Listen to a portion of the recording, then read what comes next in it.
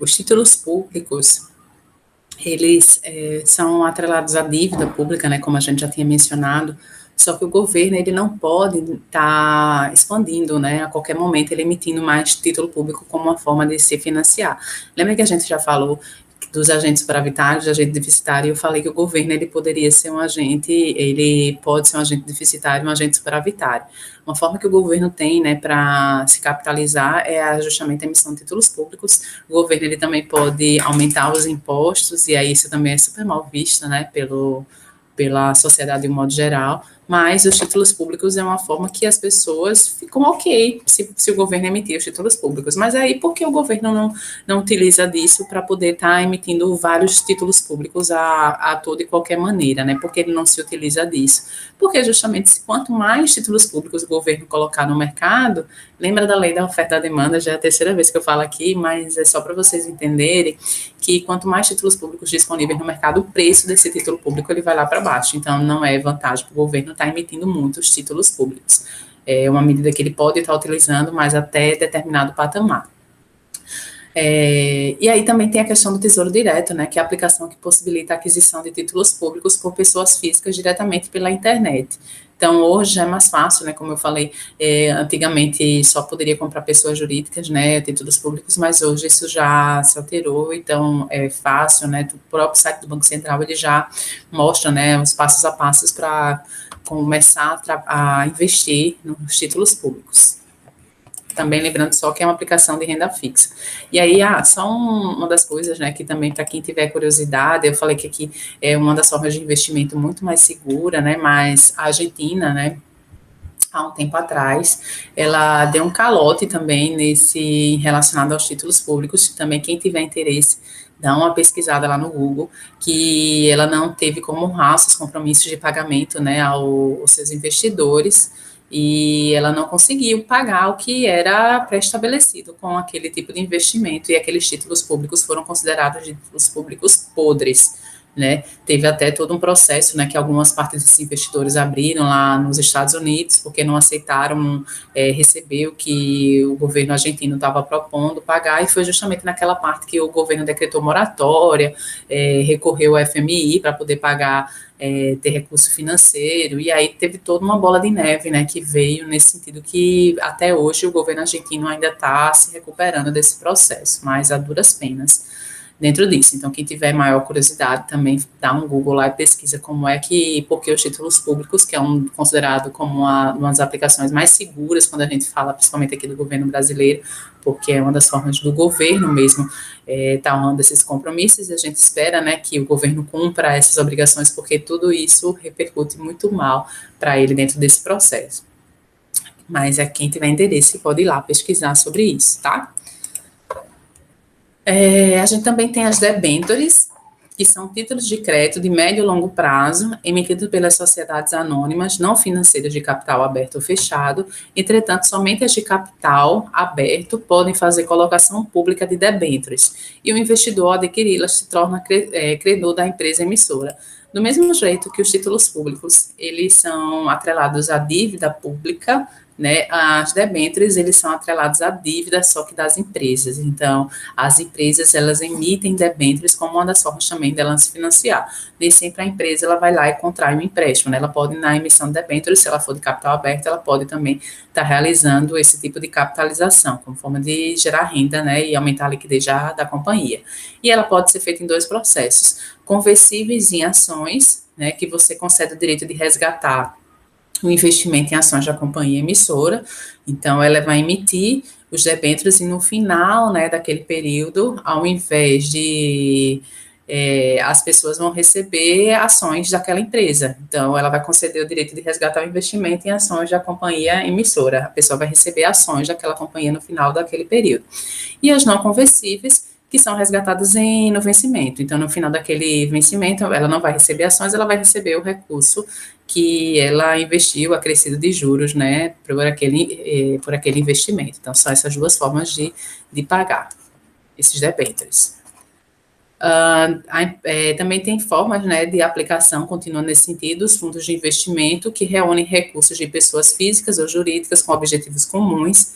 Esses recursos são aplicados em carteiras de títulos diversificados, valores mobiliários, cotas de fundo e outros títulos específicos. Também é uma das formas, né, que as pessoas têm, né, de estar investindo, principalmente em ações, quem tem medo, né, de estar investindo e comprando ações específicas de capital, pode ir para esses fundos de investimento, que vai ser também carteira de investimento, que vai reunir perfil de investidores, né, que tem o mesmo perfil. O que significa isso?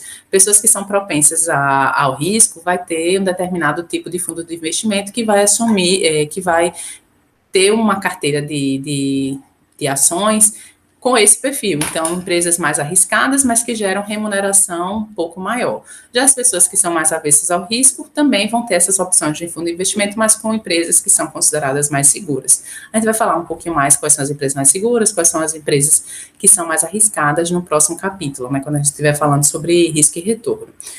O mercado de ações, a gente já falou, né, são títulos normativos já de renda variável, apesar que está dizendo de renda fixa, mas aí eu já mudei aí também, falando um pouquinho sobre renda variável, emitidos por sociedades anônimas e que representam uma fração do seu capital social. Então, as empresas de capital aberto, elas colocam as ações disponíveis, né, dentro do mercado de ações, só que ele tem um papel de renda variável. Então, quando quem vai, né, pode vender a sua ação, ela vai receber o quanto a ação estiver valendo, né, naquele período. E aí também tem um custo, né, nesse processo de transação, que depois a gente vai discutir mais para frente, mas tem todo um processo também dentro desse sentido. Só lembrando a questão do risco e retorno, né, que quanto mais arriscado for aquela companhia, né, quanto mais arriscada for ela, maior vai ter que ser o retorno. Então, também tem esse sentido quando a gente fala de mercado de ações.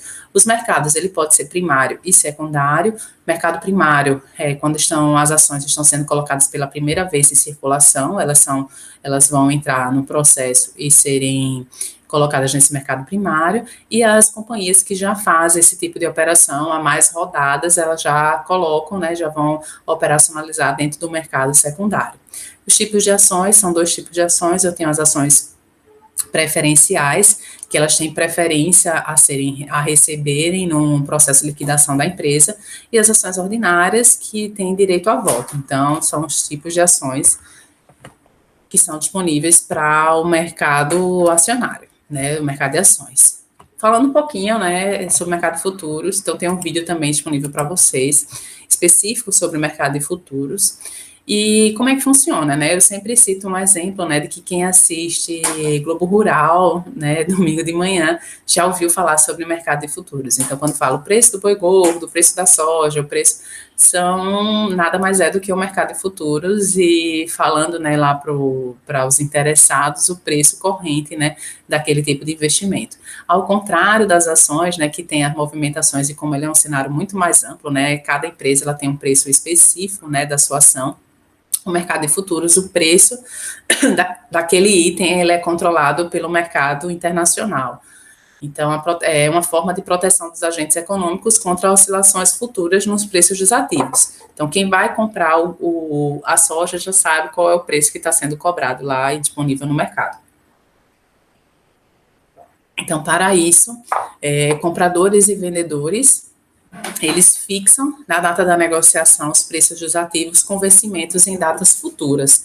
Então, ele deixa lá estabelecido, né, qual vai ser o preço desses ativos, né, que ele vai lá no futuro, quando ele for comercializar, ele vai ter disponível quanto é que ele vai receber. Então, é uma das formas justamente de trabalhar essas oscilações. Se o dólar estiver subindo, se o dólar estiver descendo, ele já fixa o contrato aqui, ele já sabe quanto ele vai receber mais para frente. Realiza-se diariamente reajustes dos contratos, né? Então, os contratos é estabelecido, mas é feito os reajustes, né? Dependendo do preço. Quais são as vantagens? Garantia de preços futuros para os ativos, criação de defesas contra variações adversas de preço, mudanças muito bruscas de preço, melhoria na gestão de risco, porque esses comerciantes, né, que estão lá investindo, né, nessas commodities, nesses tipos de produto, ele já vai saber exatamente quanto é que ele vai estar recebendo, né, naquele período futuro, e isso para ele fica mais fácil, mais tranquilo, né, trabalhar esses riscos, né, que é iminente dentro desse processo de produção. Realização de negócios de porte com volume pequeno, né, mas risco já conhecido. Então, ele já conhece, né, o risco desse processo, né, pequeno de capital e o nível conhecido de risco. Para ele é mais fácil ele estar trabalhando. Quais são os agentes, né, principais participantes? A gente tem o ED, que é o agente que tem como objetivo proteger-se das oscilações de preço, então ele, dado as variações que podem acontecer no mercado, ele vai ter esse objetivo. Então, por isso que a gente escuta muito falar operações de ED, que é justamente essas operações que vão acontecer para controlar e proteger essas oscilações de preço que podem acontecer no mercado. Tem o agente, o especulador, que é aquele investidor que tem como objetivo realizar ganhos com os movimentos de preços no futuro. Ele pode comprar contratos, ele pode vender contratos já especulando sobre aqueles preços que podem ser gerados no futuro. Eu tenho o arbitrador, que é o participante cuja atividade consiste em obter ganhos decorrentes de distorções de preço entre os mercados e obter vantagens. Então, são as principais, né, participantes desse mercado de futuro. Quais são os produtos que vão ser negociados nesse? Café, boi, soja, milho, todos esse rol de produtos ligados às commodities, eles são ditados, né? O preço dele é ditado pelo comércio internacional. Petróleo também, por isso que vocês veem o preço do petróleo, e aí a gente já sabe também que o preço local, né, ele vai ser alterado, porque, novamente, é uma commodity e ele é ditado pelo mercado internacional. Era isso, pessoal, que eu queria passar aqui para vocês sobre essa aula de mercado financeiro, lembrando que são alguns conceitos mais importantes, né, a serem frisados por vocês, mas o material complementar é super necessário. Qualquer livro, né, dentro daquela referência básica que a gente colocou lá, dentro da referência complementar, tem falando, explicando como funciona o mercado financeiro, né, então é bom também dar essa leitura, né, complementar, porque pode ter conceitos que não ficaram muito claros para vocês no vídeo, e a leitura ele vai dar esse respaldo. Lembre também dos fóruns e das atividades que vão complementar o conteúdo também que vai ser visto aqui por vocês hoje. Era isso que eu tinha para passar para vocês. Qualquer dúvida, tem um fórum de dúvidas que já foi aberto. Postem lá as dúvidas que aparecerem durante o vídeo. Ok? Tchau, tchau. Até o próximo vídeo.